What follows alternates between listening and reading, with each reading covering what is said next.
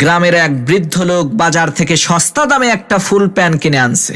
এখন বাড়িতে এসে সেই ফুল প্যান্টটা পরে দেখে ফুল প্যান্টটা তার পায়ের থেকেও আধ হাত বেশি লম্বা। তখন সেই বৃদ্ধ লোক তার স্ত্রীর কাছে গিয়ে বলল, আমার এই প্যান্টটা আধ হাত বড় হয়েছে, তুমি প্যান্টটাকে আধ হাত কেটে সেলাই করে একটু ছোট করে দাও তো।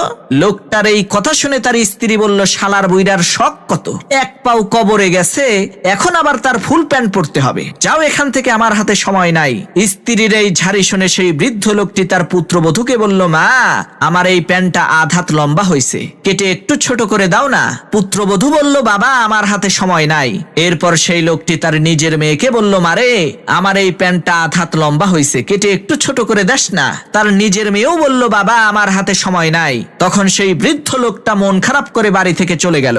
তখন সেই বৃদ্ধ লোকটার স্ত্রী চিন্তা করলো, আহারে, আমার স্বামী বুড়া মানুষ, কয়দিনই আর বাঁচবে, একটা প্যান্টই তো পরতে চাইছে, দেই একটু সেলাই করে প্যান্টটাকে ঠিক করে দেই। এই চিন্তা করে সেই বৃদ্ধ লোকের স্ত্রী ফুল প্যান্টটাকে আধ হাত কেটে ছোট করে জায়গা মতো রেখে দিছে। এদিকে বৃদ্ধ লোকটার পুত্রবধূ আবার চিন্তা করলো, আহারে, আমার শ্বশুর ছোট একটা কাজ দিছে, না করলে খারাপ দেখা যায়, দেই প্যান্টটাকে কেটে একটু ছোট করে দেই। পুত্রবধূ ও প্যান্টটা নিয়ে আধ হাত কেটে সেলাই করে জায়গা মতো রেখে দিছে। অন্যদিকে সেই বৃদ্ধ লোকটার নিজের মেয়ে, সেও চিন্তা করলো, আমার আব্বা প্যান্টটা কাটতে কইলো, কাটলাম না, এটা কি ঠিক করলাম, যাই প্যান্টটা কেটে একটু ছোট করে দেই।